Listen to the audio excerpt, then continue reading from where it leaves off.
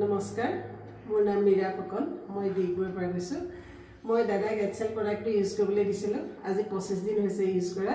তেওঁৰ মুখেৰে শুনোচোন, তেওঁ ইয়াৰ পৰা কি ৰিজাল্ট পাইছে কওকচোন দাদা। নমস্কাৰ, মোৰ নাম প্ৰদীপ মালাকাৰ। মই ডিগবৈৰ পৰা কৈছোঁ। এই যে প্ৰডাক্টটো খাই মেলি মই খুব ভালেই পাইছোঁ। প্ৰথম কথা, মোৰ টোপনি হোৱা নাছিলে। টোপনি মোৰ খুব ধুনীয়াকৈ টোপনি হয়। তাৰপিছত মোৰ টয়লেটৰ প্ৰব্লেম আছিলে, প্ৰব্লেমো এইটো ছল্ভ হৈ গ'ল।